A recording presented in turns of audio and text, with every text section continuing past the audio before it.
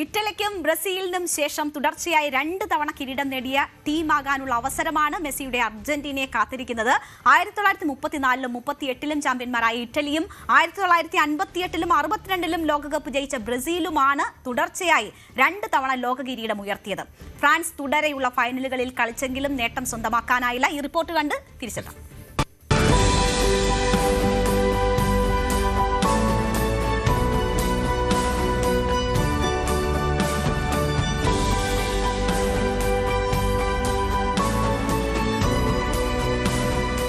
ബ്രസീലിന്റെ ആ സ്വപ്ന കുതിപ്പ് കഴിഞ്ഞിട്ട് 64 വർഷമായി. 1958ലെ ലോക വിജയത്തിന് ശേഷം 62ലും കിരീടം നേടിയാണ് അവർ നാട്ടിൽ കാലുകുത്തിയത്. ഇതിഹാസ താരം പെലെ ഉൾപ്പെട്ട ടീം 1970ലും വിജയിച്ചതോടെ 4 ലോകകപ്പുകളിൽ 3 തവണയും അവർ ചാമ്പ്യന്മാരായി.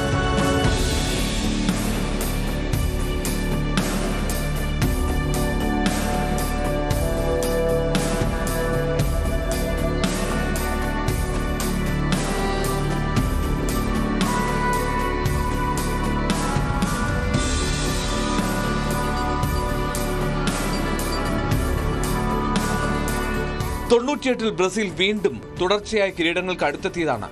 94ലെ ലോകകപ്പ് ഫൈനലിൽ ഇറ്റലിയെ പെനാൽറ്റിയിൽ തോൽപ്പിച്ച് കിരീടം നേടിയ ബ്രസീൽ 98ൽ സിനദീൻ സിദാൻ നയിച്ച ഫ്രാൻസിനോട് 3-0 പരാജയപ്പെട്ടു.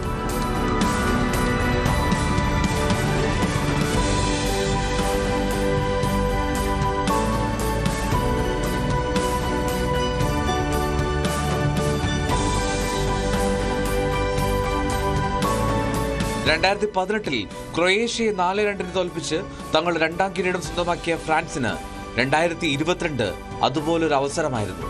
എന്നാൽ ആവേശകരമായ 3-3 സമനിലയ്ക്ക് ശേഷം പെനാൽറ്റി ഷൂട്ടൌട്ടിൽ അർജന്റീന ലോക കിരീടമുയർത്തി.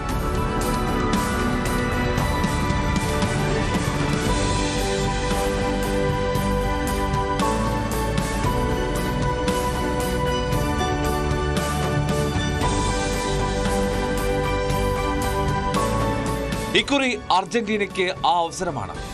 തുടർച്ചയായ ലോക കിരീടങ്ങൾ സ്വന്തമാക്കുമോ ആകാശനിലക്കാർ? നേട്ടങ്ങൾ ഒന്നൊന്നായി എത്തിപ്പിടിക്കുന്ന ആ 10ാം നമ്പറുകാരന്റെ ബൂട്ടുകളിലേക്ക് കണ്ണട്ടിരിക്കുകയാണ് ആരാധകർ.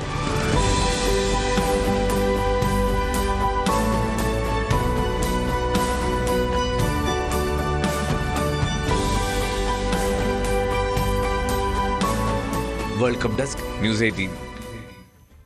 അപ്പോൾ 6 പതിറ്റാണ്ടിന് ശേഷം കിരീടം നിലനിർത്തുന്ന ക്യാപ്റ്റൻ എന്ന റെക്കോർഡ് അല്ലേ, അത് മെസ്സി സ്വന്തമാക്കും എന്നതാണ് നമ്മൾ കാത്തിരിക്കുന്നത്. അതായത് ഈ പറയുന്ന പോലെ ഇറ്റലിയും ബ്രസീലും 2 തവണ ലോകകപ്പ് ജയിച്ചെങ്കിൽ പോലും ഒരേ ക്യാപ്റ്റൻ അല്ല.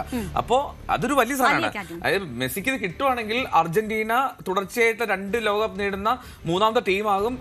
ആദ്യ ക്യാപ്റ്റനായി മെസ്സി മാറും, ആദ്യ പരിശീലകനായി സ്കലോണി മാറും. അത് വലിയ റെക്കോർഡാണ്. നമ്മൾ ഈ ലോകകപ്പ് നോക്കിയാൽ നിരവധി റെക്കോർഡുകൾ ഇല്ലേ മെസ്സിയുടെ പേരിലേക്ക് വരുന്നത് കണ്ടു. ഇന്നലെ എംബാപ്പെ റിഗ്ഡ് മാച്ചിലൂടെ അത് ഒപ്പത്തിനൊപ്പം എത്തിയിട്ടുണ്ട് എങ്കിൽ പോലും നോക്കൂ, ഏറ്റവും കൂടുതൽ ഗോൾ, ഏറ്റവും കൂടുതൽ അസിസ്റ്റ്, അതാണ് അവരുടെ കളി തീർന്നു. ഇന്നൊരു കളി ബാക്കിയുണ്ട്.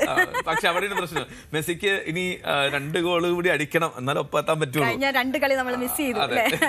അപ്പോ അത് നോക്കൂ, ഈ റെക്കോർഡുകളുടെ രാജകുമാരനായി മെസ്സി മാറുന്ന ഒരു സാഹചര്യം. പിന്നെ ഈ ലോകകപ്പ് തുടങ്ങുന്നതിന് മുൻപ് ഈ GOAT ഗോട്ടിന്റെ കാര്യത്തിൽ വലിയ തർക്കമായിരുന്നു. ഇപ്പൊ ആർക്കും ഇല്ല തർക്കം. ആ നിലയിലേക്ക് മെസ്സി ഒരു ഇതിഹാസ താരം എന്ന് വെച്ചാൽ ഈ നൂറ്റാണ്ട് കണ്ട ഏറ്റവും വലിയ ഫുട്ബോളർ എന്നത് വിമർശനങ്ങളില്ലാതെ അല്ലെങ്കിൽ തർക്കങ്ങളില്ലാതെ സ്വന്തം പേരിൽ കുറിക്കുന്നത് കൂടി നമ്മൾ കണ്ട ലോകകപ്പാണ്. ഈ നൂറ്റാണ്ടിൽ എന്ന് വേണ്ട, പോയ നൂറ്റാണ്ടിലെ ഏറ്റവും ഇതിഹാസങ്ങൾ പറഞ്ഞു തന്നെ നോക്കാം. അത് മറഡോണ ആവട്ടെ, പെലെ ആവട്ടെ, അവർക്ക് മുന്നിൽ ഒരേ ഇതിഹാസമുള്ളൂ, അത് ലയണൽ മെസ്സിയാണ്. പിന്നെ ആർക്കാണ് എത്ര തർക്കം? ലയണൽ മെസ്സിയെ പോലെ ഫുട്ബോളിനെ ആത്മാർത്ഥമായി ആവാഹിച്ച ഒരു മനുഷ്യൻ, അദ്ദേഹം കരയുന്നത് കാണുമ്പോഴാണ് ഇയാളൊരു മനുഷ്യനാണോ എന്ന് ആലോചിക്കുന്നത് തന്നെ അത് വ്യക്തമാണ് എത്രത്തോളം. 39ാമത്തെ വയസ്സിൽ ഇങ്ങനെ പന്ത് തട്ടുന്ന ലയണൽ മെസ്സിനോട് കഴിഞ്ഞ ദിവസം ഗ്യാലറിയിൽ ഇരുന്ന മസരാനോയും അപ്പം ചാവിയും പറഞ്ഞുവെന്ന് കഴിഞ്ഞ ദിവസം റിപ്പോർട്ടുണ്ടായിരുന്നു.